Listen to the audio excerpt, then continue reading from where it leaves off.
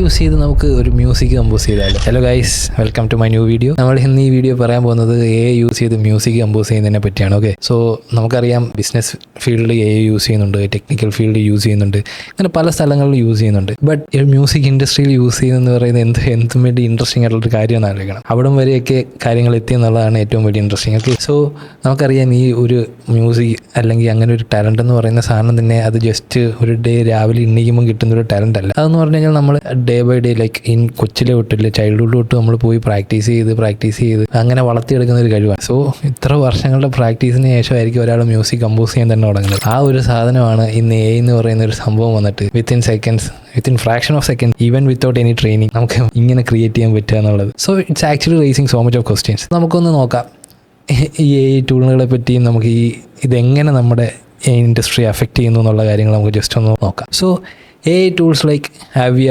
Music net, അതുപോലെ തന്നെ amber music, ഇതൊക്കെ നിങ്ങളെ ഒരു ഒറിജിനൽ മ്യൂസിക് ജനറേറ്റ് ചെയ്യാൻ സഹായിക്കുന്നു. അതും നിങ്ങൾ സെലക്ട് ചെയ്യുന്ന ഏത് ജോൺറയിൽ വേണമെങ്കിലും ക്രിയേറ്റ് ചെയ്യാൻ പറ്റും എന്നുള്ളതാണ് ഏറ്റവും വലിയ ഇൻട്രസ്റ്റിംഗ് ആയിട്ടുള്ള ഫാക്ട്. അതും without any traditional music training.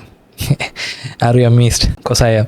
So ഇങ്ങനെയുള്ള പല കഴിവുകൾ ഉണ്ടെന്ന് നടക്കുമ്പോൾ ഇറ്റ്സ് വെരി ഇൻട്രസ്റ്റിംഗ്. ഇതുപോലെ തന്നെ നമുക്ക് ഒരു സിംഫണി ക്രിയേറ്റ് ചെയ്യാൻ, അല്ലെങ്കിൽ ഒരു മ്യൂസിക് ആൽബം ക്രിയേറ്റ് ചെയ്യാൻ, അല്ലെങ്കിൽ ഒരു മൂവിക്ക് വേണ്ടി ഒരു സോങ് ക്രിയേറ്റ് ചെയ്യാൻ, ഇതെല്ലാം നമുക്ക് ടൂൾ കൊണ്ട്, ഇതുപോലുള്ള ടൂൾ കൊണ്ട് സാധിക്കും. ഇതെല്ലാം എന്ന് പറഞ്ഞു കഴിഞ്ഞാൽ നമ്മുടെ ഒരു സൈഡിൽ നോക്കുകയാണെങ്കിൽ are they challenging the musicians right now? അതൊരു ഇമ്പോർട്ടൻറ്റ് ക്വസ്റ്റ്യൻ ആണ്. ബിക്കോസ് നമ്മൾ മുമ്പേ പറഞ്ഞ പോലെ തന്നെ ഇത്രയും വർഷം ട്രെയിനിങ്ങും ഇത്രയും വർഷം പ്രാക്ടീസും കഴിഞ്ഞൊരു മ്യൂസീഷ്യൻ ആകുന്ന ഒരാൾ അവർ കമ്പോസ് ചെയ്യുന്നൊരു മ്യൂസിക്കിനെ ചലഞ്ച് ചെയ്യുകയാണ്. പെട്ടെന്നൊരു നിമിഷം വന്നൊരു വന്നിട്ട് നമ്മൾ within fraction of seconds, like നമ്മളൊരു മ്യൂസിഷ്യൻ ഇത്രയും നാളുടെ അടുത്ത് അവർ കമ്പോസ് ചെയ്ത് അവർ ട്രൈ ചെയ്ത് കൊള്ളാവോ നോക്കി എടുക്കുന്ന സംഭവങ്ങൾ യുടെ ഒരു ടൂൾ യൂസ് ചെയ്ത് വിത്തിൻ സെക്കൻഡ്സ്, അല്ലെങ്കിൽ ഒരു 1 week 2 week പ്രോസസ്സ്, അല്ലെങ്കിൽ ഒരു മാസത്തെ പ്രോസസ്സ് ഇവരൊരു 1 to 2 days അല്ലെങ്കിൽ ഒരു 1 week ഒക്കെ കൊണ്ട് ഇവർ ചെയ്ത് തീർക്കുകയാണ്. സോ അതെങ്ങനെയായിരിക്കും നമ്മുടെ ഇൻഡസ്ട്രിയിൽ എഫക്റ്റ് ചെയ്യാൻ പോകുന്നത്? അതൊരു വലിയൊരു ചോദ്യചിഹ്നമാണ്. അപ്പോൾ ഇതെല്ലാം പറയുമ്പോഴും ഈ ക്രിയേറ്റ് ചെയ്യുന്ന മ്യൂസിക് അല്ലെങ്കിൽ ജനറേറ്റഡ് മ്യൂസിക് ഗ്രാമി അടിക്കുമോ, ഗ്രാമി അവാർഡ് അതിന് കിട്ടുമോ എന്നൊരു ചോദ്യമുണ്ട്. It is possible.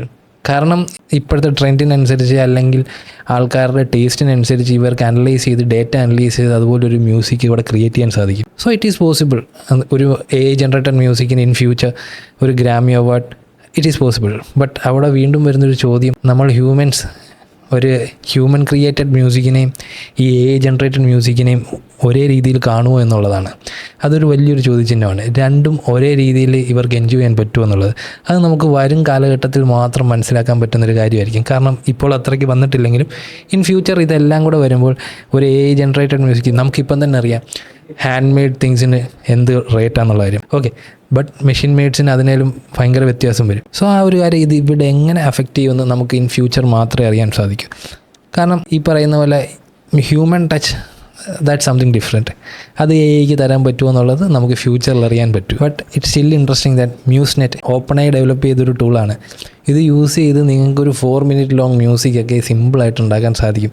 അതും 15 ഡിഫറെൻറ്റ് സ്റ്റൈൽസിൽ 10 ഡിഫറെൻറ്റ് ഇൻസ്ട്രുമെൻറ്റ്സ് യൂസ് ചെയ്തുകൊണ്ടുള്ള മ്യൂസിക്കുകൾ ഉണ്ടാക്കാൻ സാധിക്കും. ഇതൊക്കെ കേൾക്കുമ്പോൾ തന്നെ നമുക്ക് ആലോചിക്കും എന്തും വേണ്ടിയാണ് നമ്മുടെ അഡ്വാൻസ് ആയിരിക്കുന്നത് എന്നുള്ള കാര്യം. പണ്ടൊക്കെ എന്ന് പറഞ്ഞാൽ റിപ്പറ്റേറ്റീവ് ടാസ്കുകൾ എളുപ്പമാക്കാൻ വേണ്ടി യൂസ് ചെയ്ത് നമ്മളെ ഹെൽപ്പ് ചെയ്യും എന്നുള്ളൊരു സംഭവം മാത്രമേ ഉള്ളായിരുന്നു. ബട്ട് ഇന്ന് അത് ഇത്രയും ഡീപ്പായിട്ട് ഇറങ്ങി ഒരു ഹ്യൂമൻ്റെ ഒരു കഴിവിനെ അല്ലെങ്കിൽ ടാലൻറ്റിനെ വരെ ചലഞ്ച് ചെയ്യുന്ന രീതിയിലേക്ക് എത്തിയിട്ടുള്ളതെന്നുള്ളതാണ് ഏറ്റവും വലിയൊരു സത്യം.